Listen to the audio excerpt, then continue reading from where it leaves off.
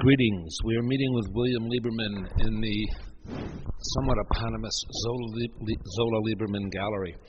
And William and I have known each other since the beginning of time. I moved to Chicago in 1981, and I must have met William shortly thereafter because we had galleries in the same building. You've kind of grown up in the art world, haven't you? You have to pick up the microphone. Okay. Growing up, you never grow up in the art world. You just. Wait, what does that mean? It takes such determination and passion and obsession, excuse me, to keep the artist happy. Yeah, but your mom, this gallery was your mom's and Bob Zolla's for a long time. It was my mother's. Bob was like an assistant and helped made great lunches, made financial agreements. So he had a legal background, so he knew. But he was great. He was patient with me. He was a remarkable human being. He was a remarkable human being. Very bright man. Really bright. I remember when I had an artist who wanted to name some artwork after Civil War battles. And I could think of one. And I went downstairs to ask Bob. I said, Bob, can you give me some Civil War battle names? And he rattled off 7 or 8 battles, It was amazing. Can anybody here do that? Can you name more than one Civil War battle? No. Maybe he was there when they happened, but I don't think so. He could sit down in an evening after dinner, and he could read a book, and he could retain the whole book the next day. And he went to the University of Chicago for undergrad and graduate study. He got a law degree, but he wasn't interested in law.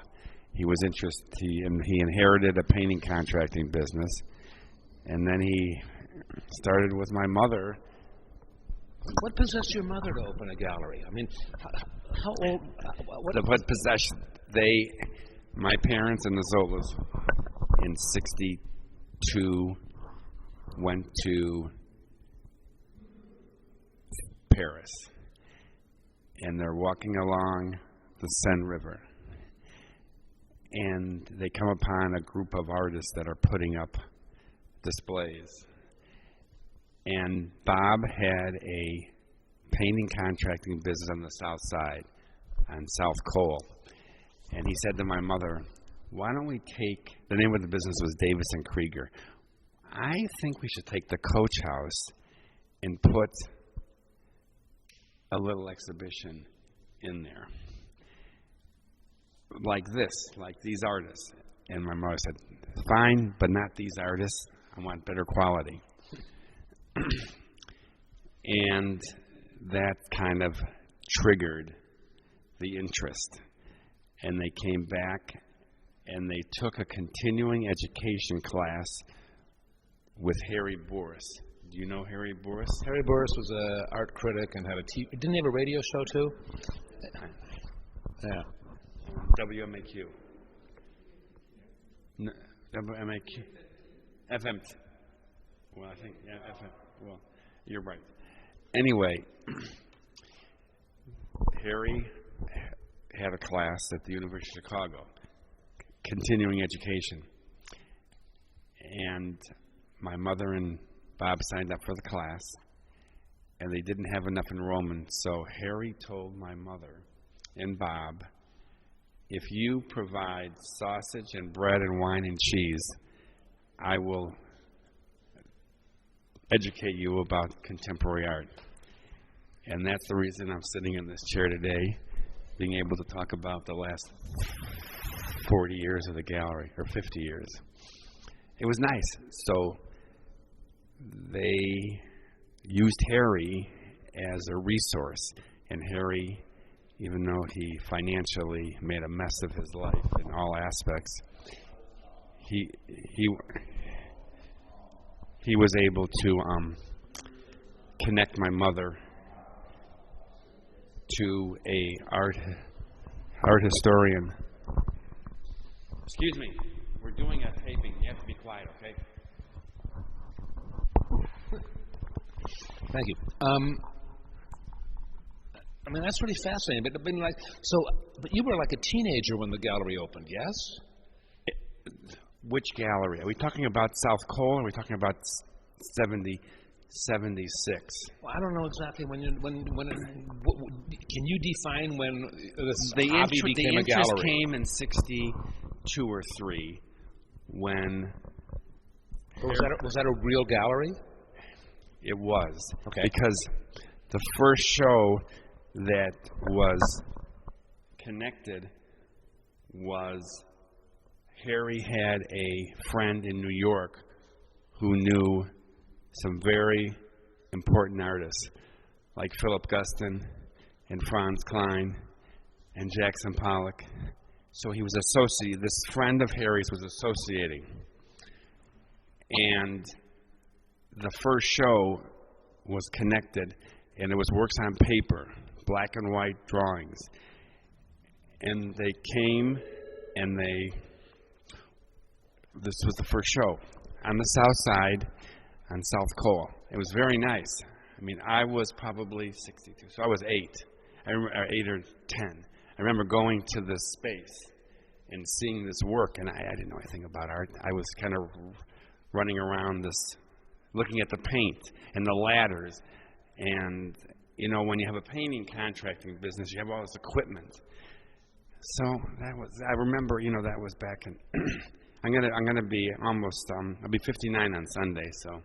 It's on my calendar. Happy birthday. Thank you. So, when did you get involved? I mean, I didn't start getting involved until I graduated from Grand Valley State University in 1979, and I came back. I got a studio art degree in ceramics, and it worked. It gave me the thirst and the interest in art. Even though my background was in craft, the gallery, essentially the gallery opened. You said 79? That's when I graduated. Okay. The gallery opened in 76. Right. And that's when I got interested at the same time. The gallery that was in the River North and, area. right, at 368. Yeah. That's right. Huron. Next door. Right. And they were there for 4 years into 1980. So that's, my timing here is a little bit off. So the gallery opened in 76. I started my interest in ceramics in 76.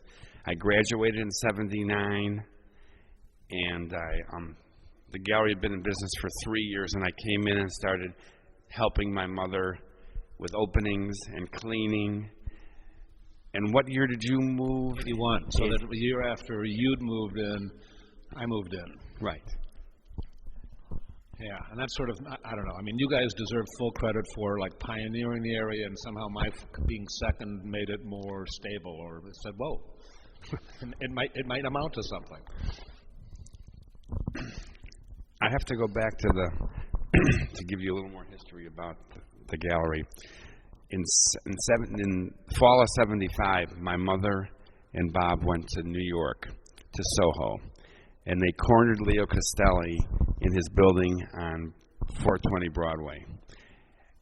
And they had the chutzpah to say, okay, we would like to exhibit some of your artists in Chicago and try to develop some kind of market. Now remember, Bud Holland and Richard Gray and a few other dealers had started a history, maybe 10 years earlier, or about 10 years earlier. And they had built a good relationship with collectors. So it was, but again, this goes back to Harry. Well, let's go back to Castelli. And he said, what did Leo Castelli say? I'll try this. Let's have a show of Andy Warhol and Donald Judd and Carl Andre and Robert Morris and Frank Stella.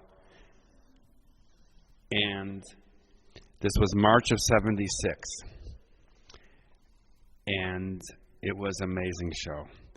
And if we had had financial intelligence and resources, we would have bought all that work, all of it. But we didn't. And then we had a problem. We couldn't get the people to come over to the west, to River North. River North is We're in River North now, and where the Zolla Lieberman Gallery is about 1 block west of here. And when I moved here, I totally remember it was all meat packing and, you know, right here, forklifts. And we used to play football in the street, you know, during lunch hour with the guys from the meat packing place. Scala. Was it Vienna sausage? No, Scala. Gallo. Scala. Yeah. Beef. Gala beef, you're right. And most of the building that we were in, which is where those apartments are, not the kitty corner, that building burned to the ground in a fire that destroyed our galleries in 1989. But most of the people in the building, before they began rehabbing it, even though there were, 10, 12 galleries in the building, most of the people in the building had nothing to do with art. Correct. You know, so it was a slow transition. The other 3 dealers. Did I just mention? Where were On Michigan Avenue. Okay. They were at 620 Michigan. Right. So going back to, you see the history now, where we moved here, my mother, another situation she did, there was a real estate person who ended up in the hospital, Rusty Palace's father. Remember Rusty Palace? That's not who you're talking about, though. Yeah. It is his dad? No, his dad. What was his dad's name? I don't remember Palace. No, John Butch. There was I don't have the names down, but my mother was able to convince to rent us 4,000 square feet at 368 in 76. So we had the show from Leo Castelli, and it didn't do well. Then the second show was James Rosenquist. So you started with young local artists. Then my mother and Bob drove up to Madison, Wisconsin, to meet an artist who was making sculptures of horses. And this is another reason that this has changed. That meeting back probably in April of 76 changed my life too, because this was Deborah Butterfield, and 38 years later we're still showing her work, and she makes, do you all know what her work looks like? So were you guys actually the first people that showed Deborah? Yes. And it was a good bond. My mother and Debbie sat down on that day and really connected. And Bob and John Buck had a good conversation. John Buck and Deborah Butterfield are still married. Correct. So my mother and Bob decided that Leo Castelli told them, well, you haven't sold anything. And they realized it, so I'll pay for the shipping back. And then they started. A nice man. They decided that, well, let's find young artists right out of graduate school or undergraduate school. And that was the change of the concept of the gallery, and it's made all the difference. So the problem was people didn't come over to the West Loop yet. And people in Chicago were still going, in the mid-70s, were still going to New York to buy the work. That's where the artists lived.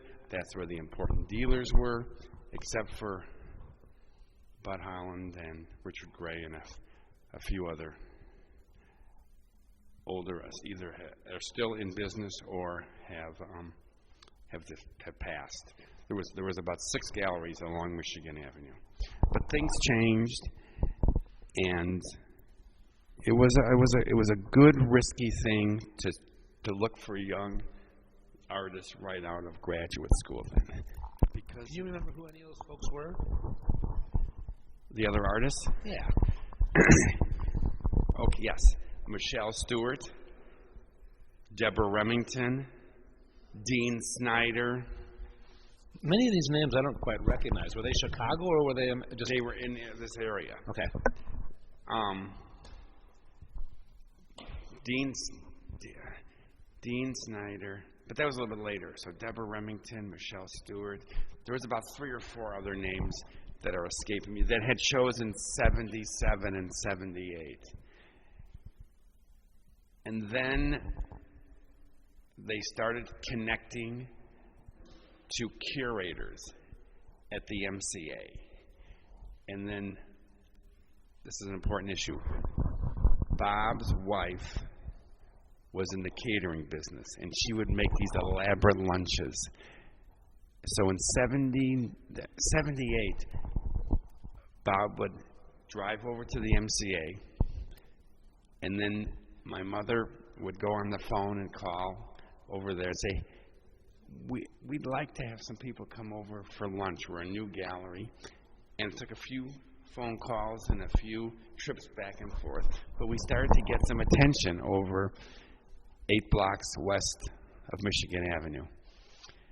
And they'd set up these elaborate lunches, you know, with good food, good brownies, and good wine, and it was nice. You sit down with artists, and collectors were starting to come and wanted to meet the curators. So it was like a bonding. It was like a hip place to spend an afternoon during the weekday. And people would have a little bit of wine and a little bit more wine, and then they would start to, well, I like this work of art. So that's how the basis of this 4,000 square foot space. And then other artists would tell other artists, well, we're showing at this new gallery, Zolla Lieberman. Well, I want to take my slides over there. I just graduated. So you can see the enthusiasm on how it developed. That's cool. So now, do you feel like your gallery is an extension of the philosophy of that gallery? Or do you feel like it's changed, or both? Both. Last 2 weeks ago, for the opening of Josh and Richard, I had 20 people at my home for dinner. And sure enough, it was a very bonding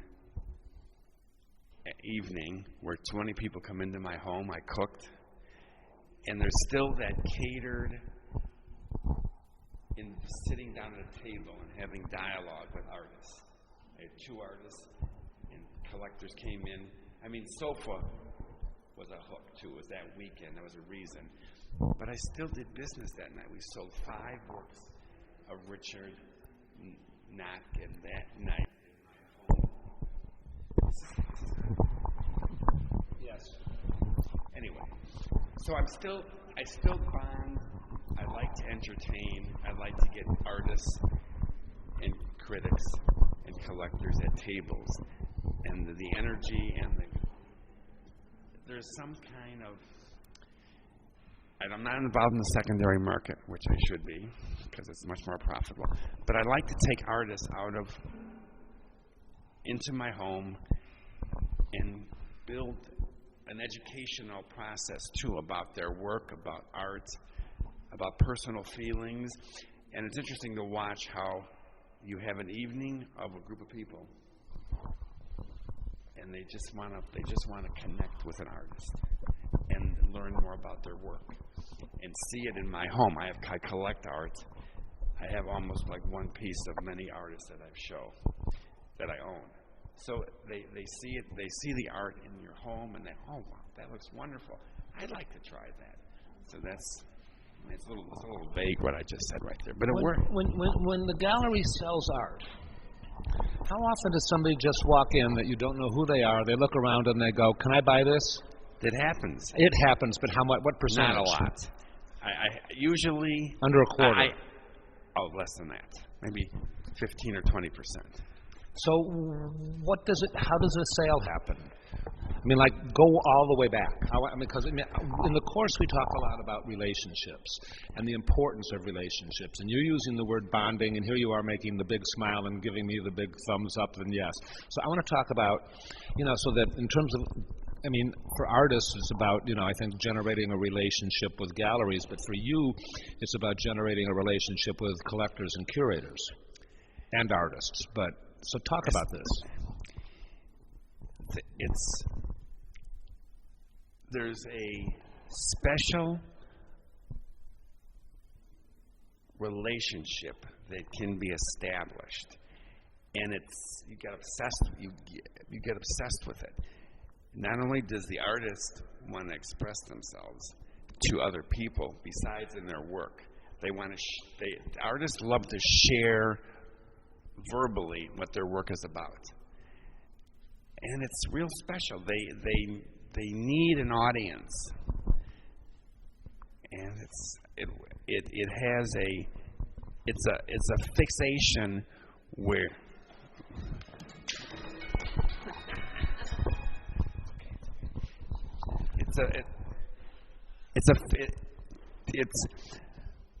in curators,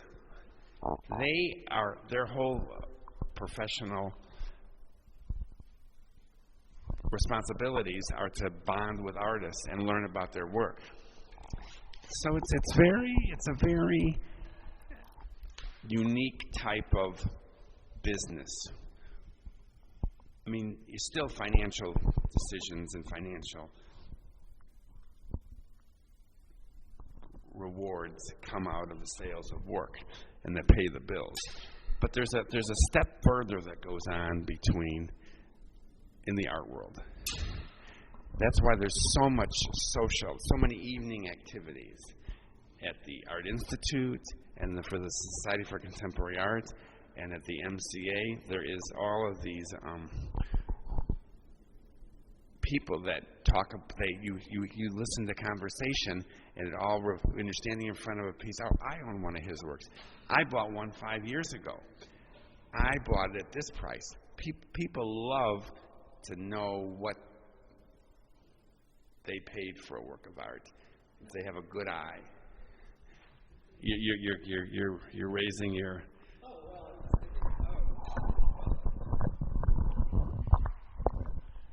Well, that could be diplomatically touchy at times, I would think. Who pays what for what? But egos in the art world have to be stroked all the time. And I've learned how to make people feel good about their way of having the knowledge to tell someone, oh, you should buy one of these at $600 or $800 or $2,000, and now they're $100,000 or $200,000. So, but it has a very rewarding experience.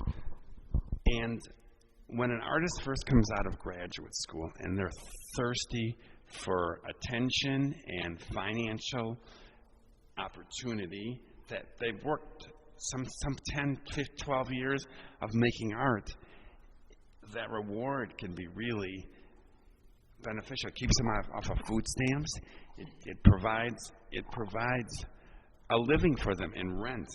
So that's a real strong issue where I love that bond, and I think about it all the time, where I've helped a young artist who's just graduated, and they never anticipated being able to financially be independent, of not being supported by their parents, or not having a regular 9-to-5 job, or more realistically 4 to 8 or 4 to 10 in the evening. So it's very nice.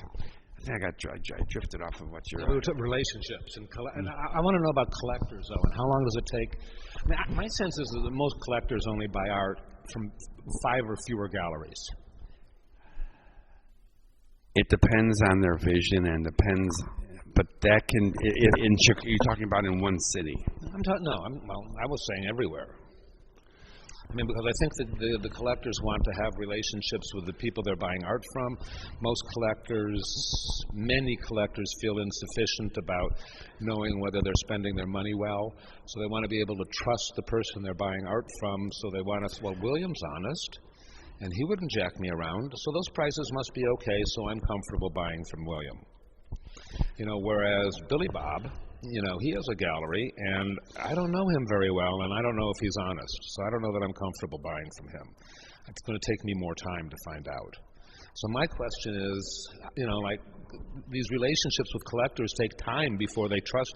I mean, you come across pretty open and pretty honestly, and people will trust you, I think, quickly. That's really important to be, because someone comes in off the street, you have to give them a lot of warmth and friendly enthusiasm and smile at them, and to make sure that there is a comfort zone. And I'm not trying to sell them a fast used car. I'm trying to get them to come in and get them. You're really trying to create a relationship. You're not trying to make one sale. You're trying to make many. Yeah, but you can't always tell from the first time. Totally true. It takes, and one thing that I think about building this relationship is, I have to tell you, Brian, my assistant, I send him to people's homes to install the work. And that is really special. Or I did this for years, that you go into someone's home and you install the work, and then you see what the work looks like. You tell the artist about it. And that is a real key issue that I have established, that if the work fits in my car and it's within the area, it's in the suburbs or in the north suburbs or the west suburbs, I like being able to install that work. Now, not every person wants it installed, but you can build a relationship more and get them to come back. And sometimes I bring the artist with me. June Spicer, who Paul knows well, or did know well, was very obsessed with meeting artists. And she would make dinner, and I would bring the art and the artist up, and we would sit down and we would have these 2-hour conversations about the artist's work, and then what other work she had in her collection. It got a little bit much at times, because the artist, by 9:30 or 10 o'clock, the artist would want to go home. Jim would want to go all night. But also by getting, I installed a lot of art. And the galleries that don't, I think, are kind of weird. But some of them, I know several solid galleries in Chicago that don't do it. Make the people pay for shipping or something, and I don't do it.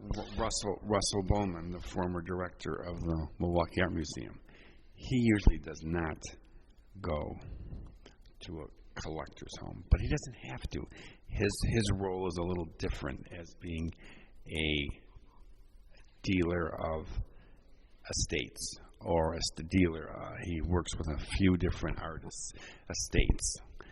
So it's a little different. But if you do go to somebody's house, you can find out what they're interested in. You can see how the things look. You can say, I just saw this portrait of Abraham Lincoln that's perfect for you, or whatever, And you have all this other arsenal, and you have this, relationship that you're nurturing. And you can probably, I think you're better remembered if you're in somebody's home than if they're in your gallery. That's a very special opportunity for a dealer to get into someone's home, and you can usually judge if there's a chance for a second or third sale. So let's take this. You have sold 7 or 8 works from this current exhibit. How many of these sales were to people who've purchased art from you before?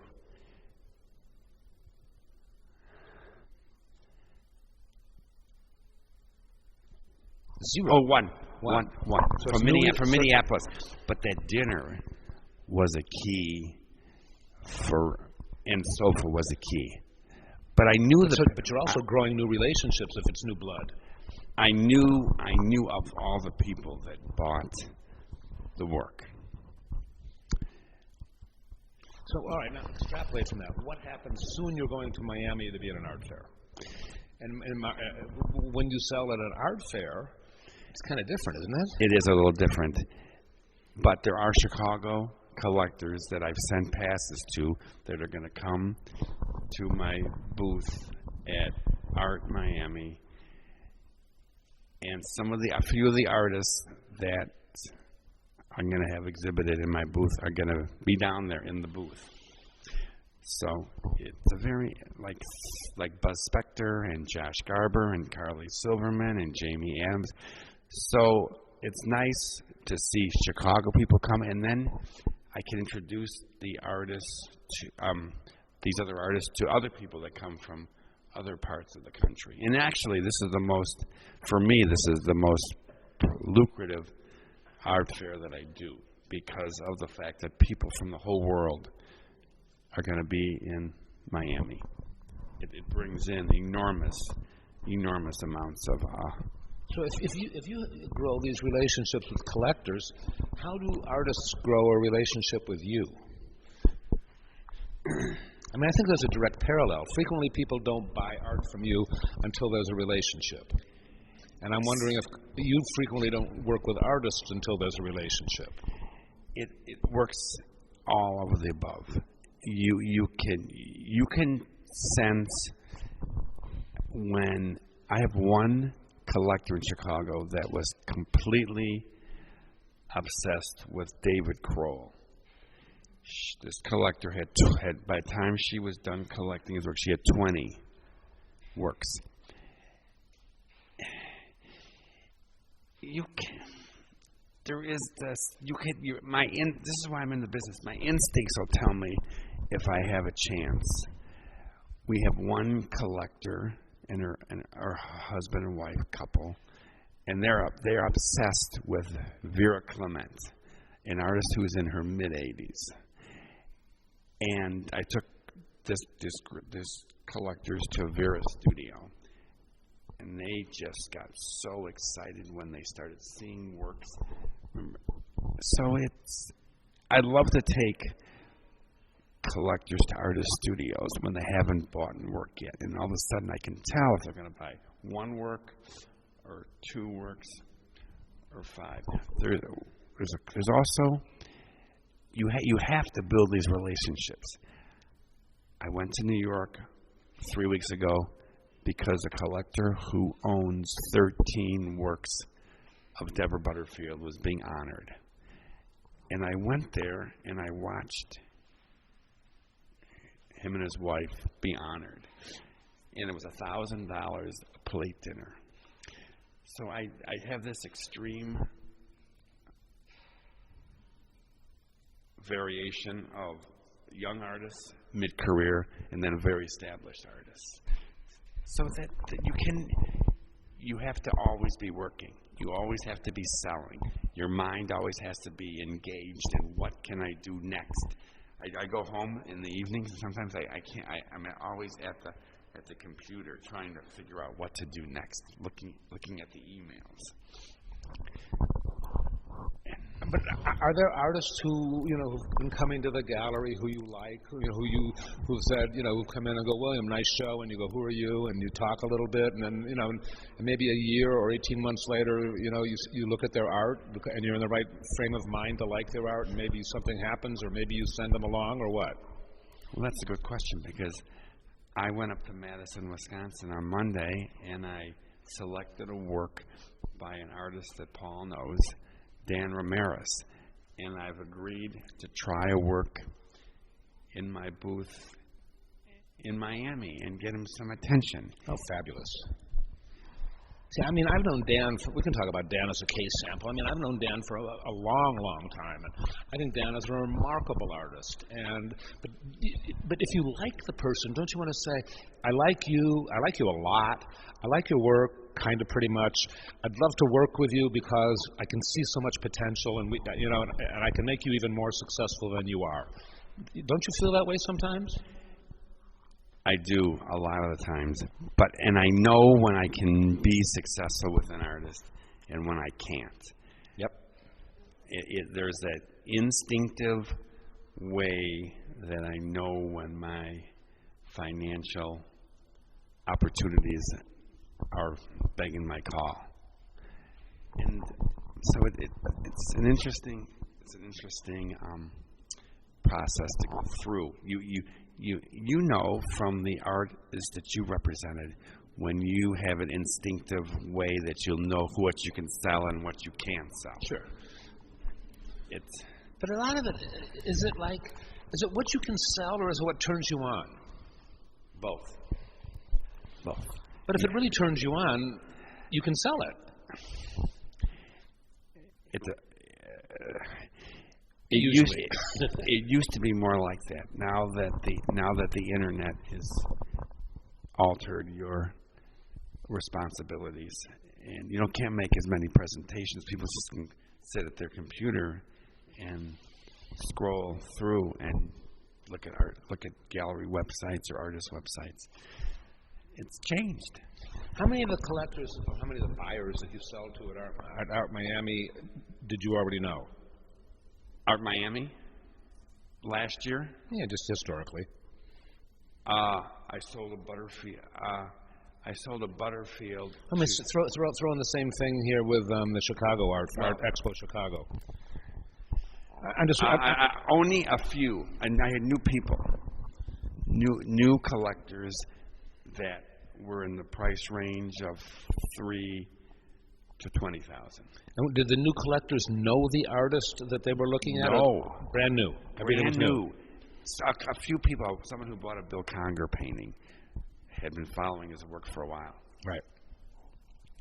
James, you wanted to ask a question? Yeah. Ask me. Good. When you're going to someplace like Art Miami, how many things do you think have you already pre-sold when you go down there? How much of a gamble is it really to go to a fair like that? It's a $50,000. No. It's expensive, and then the other added expenses. I'll know about 20%. What does that mean? 20% of the people that I know I'm gonna present reasons I'm bringing specific pieces to the booth. So you'll bring a piece by artist X because somebody, or you want to bring artist X and you bring artist. I send out 50 passes to get into Art Miami, and 10 of those, 20%, I know I'll be able to sell them something on site. I'm having artists, but my booth location at Art Miami is really special. I've got a great location. It's easy to view. My booth is 12 feet deep by 60 feet long. So it's very easy to, and then when you have 4 artists sitting in the booth or standing with you, not all the time, not hovering, but it's there'll be some. I've sent notes out to people that I'm going to have this work in my booth. You didn't do Art Miami. I mean, you stalled for a while before committing to going to art fairs or art fairs out of town. Why? And then what changed your mind? And how do you feel about it? Okay, now wait. Go slower. 2007 we did when Ilana Vardy organized Art Miami. And then 2008 I didn't do it, 2009, 2010, 11, 12, and 13. So I've done this will be the 4th year. Then I skipped 2 years. Probably financially. Miami, if you didn't get into Basel, you weren't as looked upon. And now that the attendance in Miami for that 1 week of the year is remarkable. I think there's a hype. And I think that I was also successful in Chicago doing the fairs. In those 2 years, I didn't go to Miami. In 2008 and 2009, I had successful. That's when the fair was over at the merchandise market, right? So, do anybody have more specific questions? You said once that you sold quite a few pieces of artists that the buyer didn't even know. How do you I didn't. You've sold a number of paintings recently to somebody who the artists were not known to them. How do you convince somebody to buy from a completely unknown artist? No. The artist, the collectors knew the artist. No, the collectors knew the artist. I didn't know the collectors. All right, but let's just take Kunal's question. I mean, there are pieces you have sold, I suspect, at art fairs where the people never saw the artist before. Correct. What does it take to give them the confidence to make the purchase? Or do they just say, William, can I buy this, please?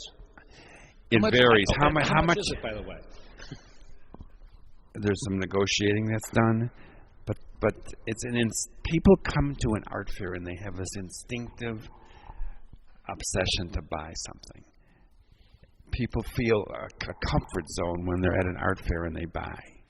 Different than coming in a gallery, and that's why the whole art market is changed, because art fairs have just completely consumed the market. Art fairs and auctions. Did you see what? Let's talk about. All right, let's segue to the auction. So this is the fall of 2013, and last night a Francis Bacon triptych sold for $150-something million. What does that do to your business? Doesn't affect it at all. I wish. And what do you think of those kinds of funny money sales? I'm very happy for the collectors that bought it. I'm happy for the auction house because they're going to make a huge profit. And the energy, something like that, will be benefited when collectors come to Basel and walk through the fair and see $3 or $4 or $10 million works, and it helps confidence that the value of the work is very very high. People are spending that kind of money. It's great. I mean, I think Francis Bacon's was a brilliant artist, and his market is very impressive to be able to draw that. And the subject matter didn't hurt either. I mean, it was a portrait of Lucian Freud. Yeah, I think that has something to do with it too. There's so many variables in this business that always are changing. The market, one thing stays consistently is everybody always has the money to buy high-end work. All right, so how many artists have you taken on in the past 12, 18 months? How many new artists?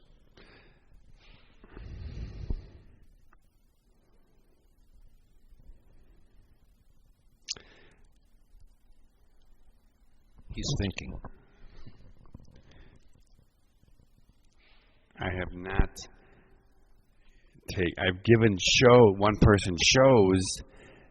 My show before Josh was to an artist, Sarah Sohn, and she, you saw the show. So that I'm not sure I've taken any new artists on. Well, let's explore that distinction. So you don't represent her then? Oh, I do. Oh, definitely. So you have taken her on? Yeah. Oh, yeah. That was. But you said in the last 12 to 18 months. Okay, so that's older than that. Yes. And how did that relationship happen? By viewing her work at the MFA show at the School of the Art Institute in the Sullivan Building.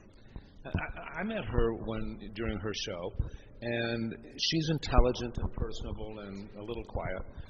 Very quiet. And how much does her personality matter in terms of your desire to have a relationship with her? It depends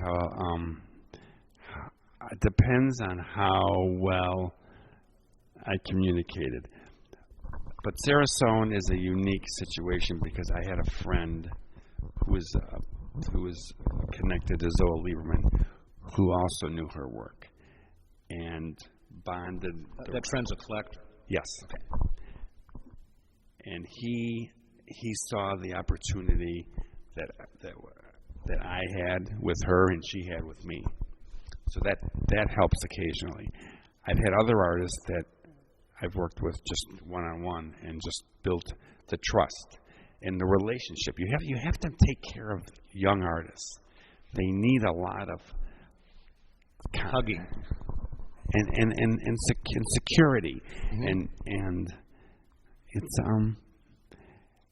and then you have to sell a few pieces, and you have to buy a few pieces too to start with. And then when that young artist knows you're buying a few of her works or his works, there seems to be a confidence that, oh, he likes my work, I'd like that opportunity. So that's what happened with Sarah. I bought 5 of her works. Do you still own those 5 works? I do. Okay. I always buy, I always keep everything. That's nice. I always believed that was an appropriate way to begin a relationship with an artist, is to put your money where your mouth. If I like your work enough to show you, I should like your work enough to own it. And I think it's a nice way to have that confidence, so that you can really have an open dialogue and show that you care. I didn't think it took 5. I commend you for that. It's good. Yes, James. I have another for you. Back to art fairs. Now that the new Chicago Expo has been here a couple times, do you think they're doing well?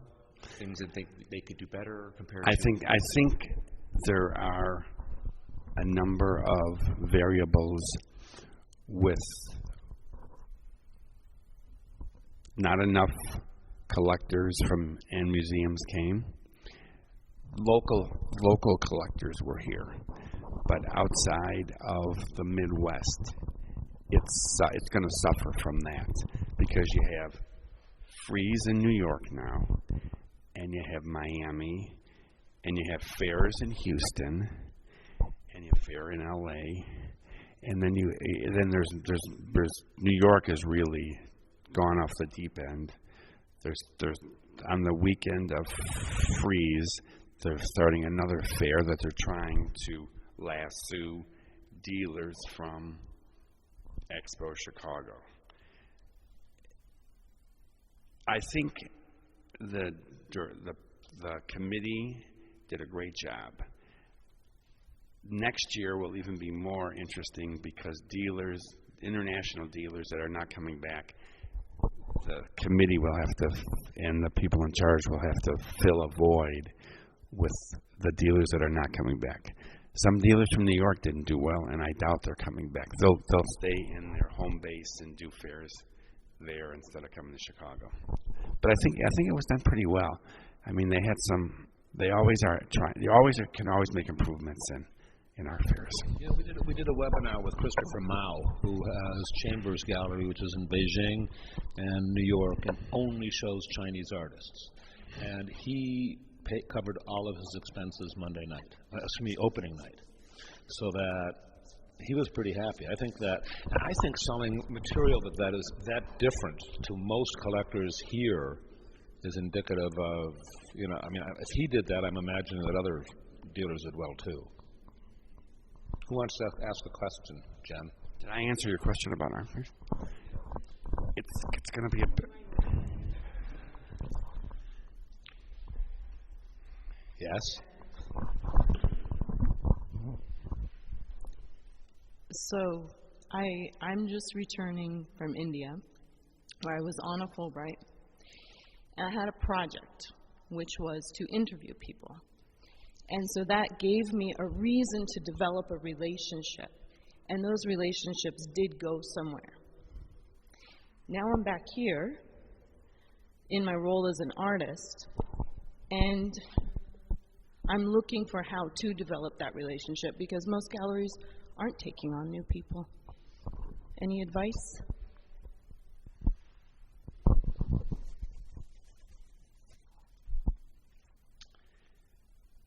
the work has to stand and dictate. You have to create your opportunities with the quality of your work. Do I have any suggestions? You need to get yourself out to the openings, but you shouldn't approach a dealer during those times.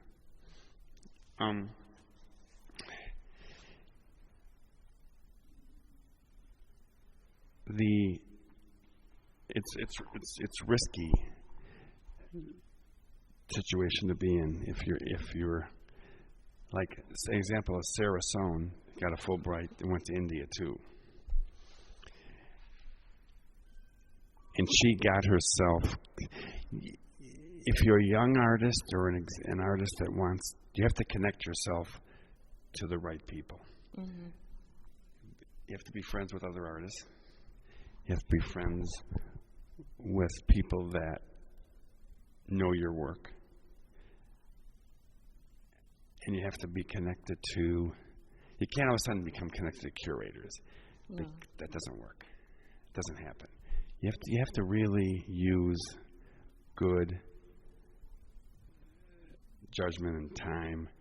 But I think get your other artist friends to know your work. Okay. That's really important to have. Do you have other friends that are artists? Yeah. Okay, good. That's really... No, not necessarily here in Chicago, though. No. So you need it in Chicago. So I need Chicago friends. Yes. That are artists. Okay. And that you can have a dialogue, too. I got into a lot of disagreements and a lot of verbal confrontations where other artists wanted what to do. And you have to have dialogue with other artists. You can't isolate yourself. I had an artist that graduated from the university, from Notre Dame, and he came here. He was on a good path in South Bend, but then he came here, got married, had 2 children, and he lost his he's lost his talent, but his priorities changed. Mm-hmm. You have to have one main obsession, and that's to make your art. Mm-hmm. And that's all you can. You have to be able to be with other artists and get them to feed off and tell you what they think of your work. Mm-hmm. I think it's really important. Thank you. I think a lot of it's about the notion of growing a community and growing karma and investing in other people so that they want to invest in you. And, being a good person for your other artist friends. And, it's not all about me. You and your art, that's one relationship, and then it's your relationship with those other artist individuals and what can you do for them. It's sort of like, and then after that, their notion is how can they get even? What can they do good for you? You have a question, Marianne? No, I'm thinking about all the context in which artists form their communities. Put the mic up. Thank you. I can't stress the fact that knowing other artists and getting feedback about your work, it's very beneficial. Even though it's painful sometimes, and it's hard to build those friendships and bonding and appreciating. I have two artist friends that buy a little bit of artwork, and they have both taken Paul's webinar class, or taken your class, and they're buying little pieces of $200 or $300 or $400, $500, and that's hooked them into a closer relationship with the art community.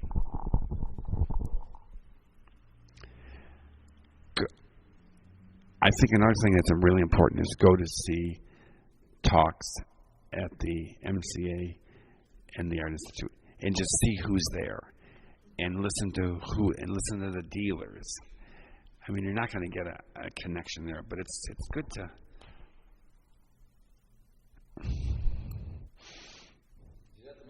Yeah.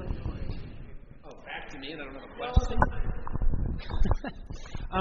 William, you made, for me, it looked like a calculated risk a year and a half, 2 years ago, to begin working with more mature, established Chicago artists. Not solely, but you took on some significant artists who were without representation.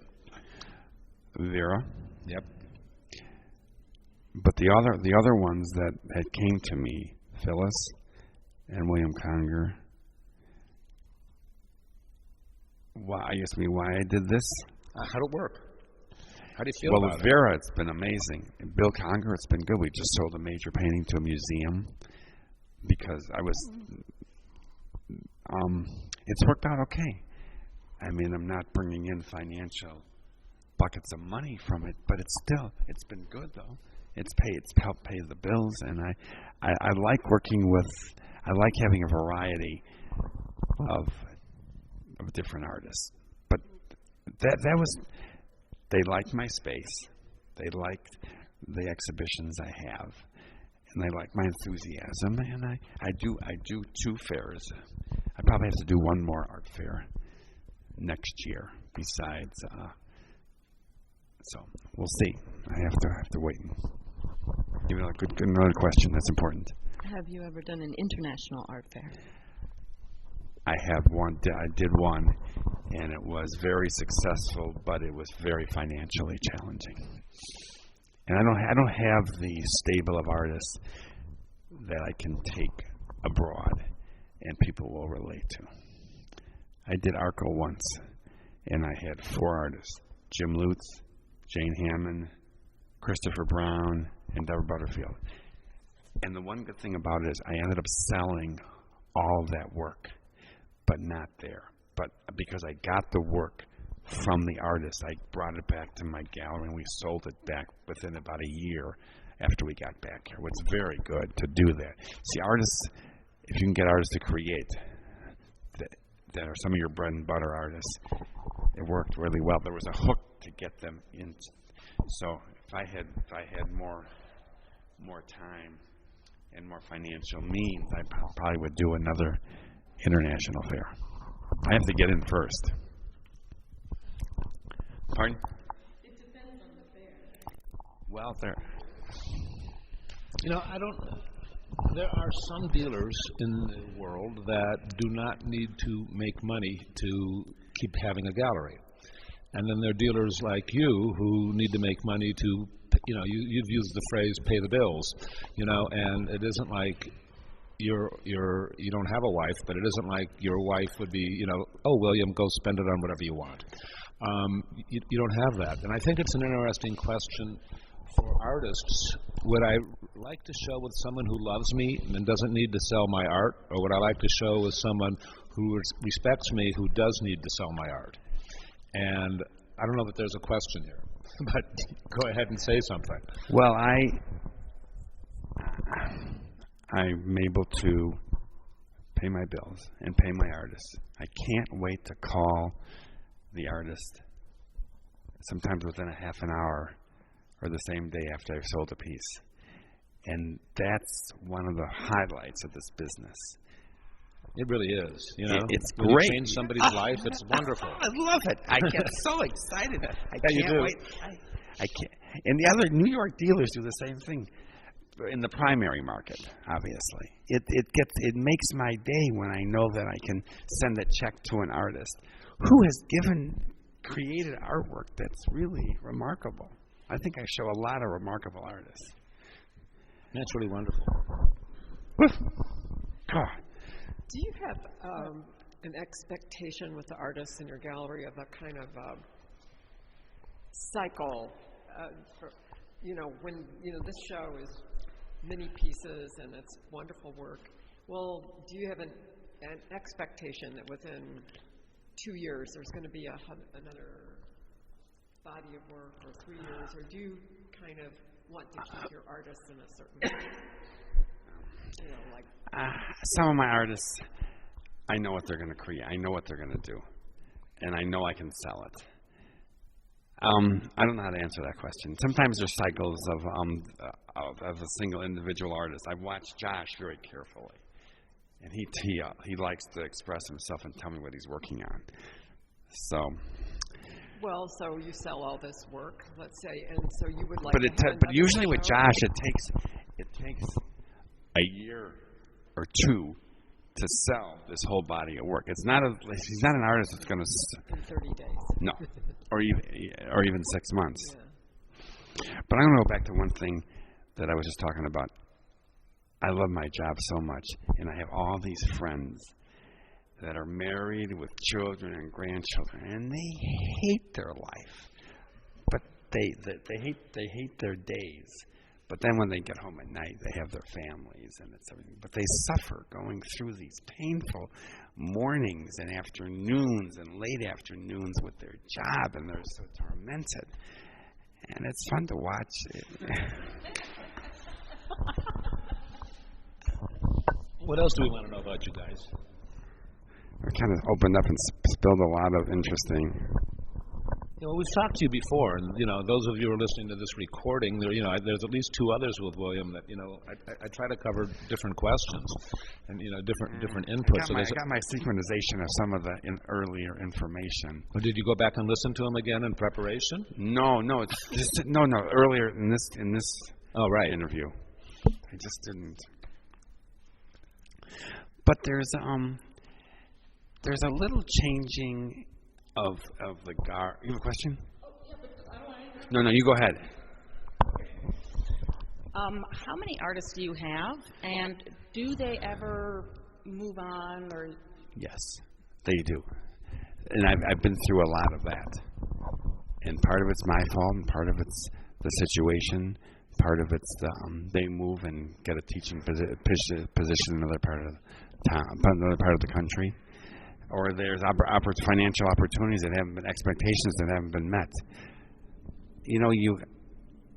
But some of my artists have been incredibly loyal, and they see my enthusiasm. So there is a little variation, but I've lost some really important artists, and some of them have gone on to make different work and it's flopped, and some have gone on to make work that stayed the same and they've done well. So How do you go about making museum sales? Usually the museum contacts me. Well, you just said you sold a piece of William Conger's. To a museum. Who called who? They called me. And who's they? A curator or a director? The director. I'll tell you the museum. No, wait, don't, because I want to ask some more loaded questions. Okay, go ahead. Did they get a discount? They did. How much of a discount? So most people can get a discount of 10% by asking, right? They got more than 20%. And the museum did. Do museums often get more than 20%? It depends on the museum.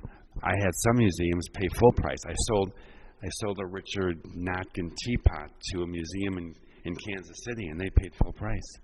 And then I sold this William Conger to a museum, and they didn't pay full price. Usually there's a 20 to 25% discount. How quickly do they pay? Right away. Really? I've heard of museums frequently taking 6 months or more, and you wonder if the money's going to show up. I don't have that problem, but I'm not.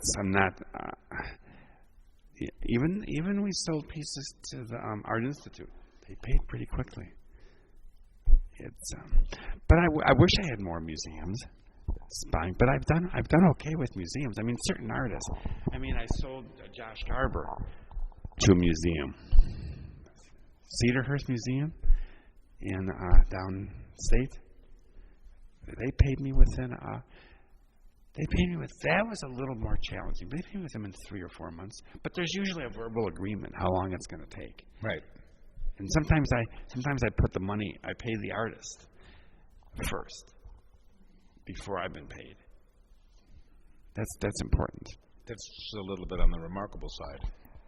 Why is it? Why do you say that? Well, because a lot of galleries, money, like money is like shit through a baby. It just goes in one end and out the other, or is that a goose? And Well, some of my artists, I know that I want them back in the studio and not having to have that time where they'd have to be worrying. How often do you communicate with your artists? A lot. Monthly? Hourly?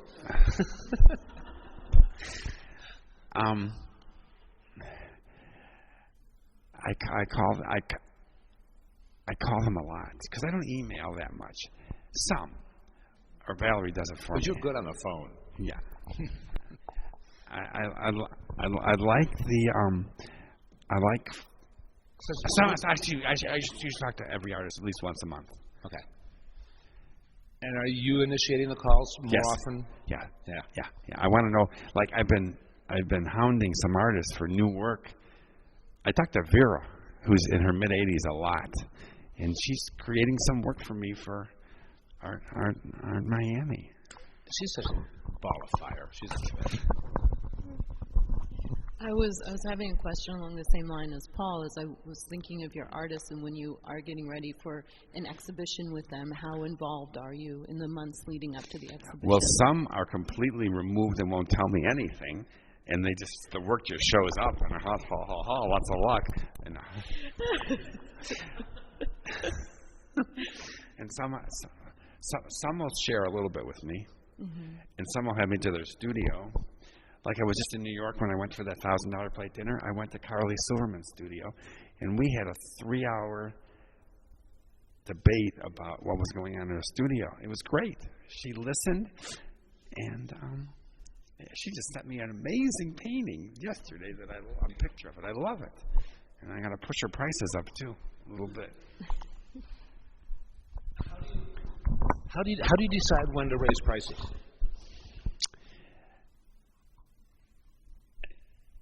30 years in this business for a young artist. Yeah, this is a young artist. So every 30 years you can raise your prices? I've learned. 30 years has taught me when it's time to raise. Yeah. Teach me. I mean, I have an opinion, but go ahead. Is it intuitive? It is. And I see the market and the demand for the work, and I'm very slow at increasing prices. I used to show Josh Garber, whose show is here right now, and I'm proud and pleased that he's showing with you now. And the prices are perhaps 2 or 3 times higher than they were 10 years ago. How did this happen? Labor that Josh has and financial material costs, and we can get away with some of the prices. Like this piece, here's an example. This piece was $20,000. Okay. At Expo Chicago, which was a little bit of a mistake. So I put it down.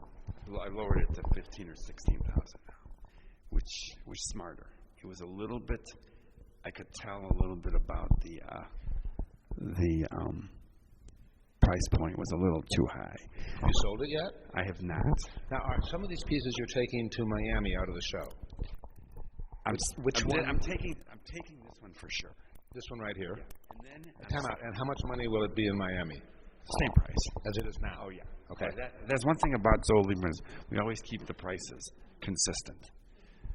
I'm going to push a few things up, but we're talking paintings in the $2,000, $3,000, $4,000. So my big dilemma for me and Josh and I is that piece in the corner, right? A new piece with the bolts. I forget the title. Yep. Versus, this is what I showed last year in my booth. Yep. I'm leaning towards Triff. Okay. In the other room, because Josh is going to be down there for 2.5 days, and I have collectors that I put a note. If you look, you each take a card home, and I wrote a note to the collectors. This piece is going to be possibly in my booth in Miami. Look forward to seeing you. So this show will take a while to sell. We sold 3 pieces so far. And that feels good, or it doesn't feel even relevant particularly? That's not good. But is it relevant? Because you're going to sell them all ultimately? It's relevant. It's relevant. It's relevant now. Because we need to sell one big piece to take a little pressure off of the artist. So we'll see. We'll see in Miami. And but some of my artists know how to manage their money and others don't. And they call me for advice. Try to manage money to make your expenses. Yes, true. It's not easy. You have to really anticipate. I mean, this fair is expensive to do this, and how much entertaining do I do? Define entertaining. Well, I'm taking a Monday night. That's the night before the fair starts. I'm taking someone who bought a work of art, a couple of works, not expensive, and then his mother bought a major work. So it's going to be very nice to make him feel that I've taken her son out for dinner. Then Saturday night, the night before the fair ends, I'm taking a couple of my artists and a couple of collectors to dinner. And nothing fancy. It's not going to be real, not expensive dinner. So that some entertaining. I mean, I have to. I'm tired by the end of the day. You know, It's tiring. You can't even remember what you did during the day. If you have a check, you can remember. It picks up your momentum and your enthusiasm when you make a few sales. Oh yeah. I better make a few sales down there. You always have. I will. And I have a huge responsibility coming because I'm having a Deborah Butterfield show. And the works just was created a couple of weeks ago. And for each piece, it cost me $100,000 to make. So I have to pay that bill. That's commitment. What do you mean it cost you $100,000? It cost me $100,000 because each bronze casting cost $100,000. Okay, now what? I don't want to end on a money note. I want to end on an art note, James.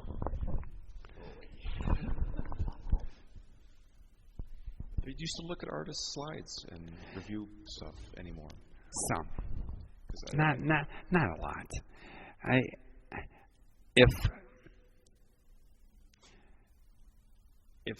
I'd rather go to an artist studio if I have time. So you're hearing about artists mostly through word of mouth and other artists or curators or former. The best thing is former teachers. Teachers. Oh, I have this student. You should go see their work. So I get some help from artists who I represent who are teachers. Sometimes they will. How much time do you think you spend going around and out of the course of a week or a month? Not a lot. A few hours. You don't really need to, right? I don't need it. Sometimes I do. I drove to Milwaukee on Monday. Picked up a collector who gave a major Jim Lutz painting, Gary Rosenberg, a retired PhD of geology. He taught in Indiana. So I took him to meet a director of a museum in Madison, Steve Fleshman. It was very nice. We had an afternoon together, and we had lunch, and we went through the museum, and I found an artist in that museum that I'm interested in because his work was on exhibit in that museum. That makes a difference. So that was nice. And then I went and saw Dan Ramirez, an artist who has been shown in Chicago for years, and I'm going to take one painting of his down to Miami. And then I drove back to Milwaukee, had dinner with Gary, which was great. And then yesterday morning, I went to the Milwaukee Art Museum and spent a couple hours looking through the collection. So I do go that type of. Occasionally, I get a call from Paul. Would you go see this artist's work? So, occasionally I do that. Usually when I say something, you sort of go look, and then you make up your own mind. I don't make up your mind. But, yeah. The other thing I think is interesting about you is I think you make your mind up about representing or exhibiting people more slowly than many others. I think you're very methodical and thorough. Probably. I just like to be able to understand the work. You need to be you. You need to be who you are. Yeah. I also I run things past Valerie and Brian, too. That's a good point, which is part of the reason I encourage artists to be nice to the people who are sitting behind the desk, because they may grow up to run the place, and because it's about relationships, so that William will, an artist comes by and William will say, I like this person's work. Were they nice to you? Were they civil? What do you think? And all my artists really adore Brian and Valerie. It's really nice. No, they should, and they're great people, and you're fortunate to have them. It's really cool. All right, I'm ready to stop unless somebody else wants to say something, and it should be interesting. Okay, I brought you refreshments. So awesome. Time out. Let's wrap this up and get off the recording. But William, this has been really great. I think another thing that I find particularly remarkable about you is your integrity and your willingness to be really honest and open and kind of vulnerable and say what you think, and I think that's beautiful. A lot of art dealers, you get the feeling like they're not really saying what they think. They're just, there's a little bit of smoke and mirrors going on here, and cloak and dagger, and that isn't how it comes across with you, and I'm sure that serves you really well in your relationships with collectors and dealers and artists. It's nice to be here with you. Thank you very much. Thanks for having me do this. I really appreciate it. And your questions were really right to the point, and I hope I gave you a perspective on it that's important. Wonderful. Thank you.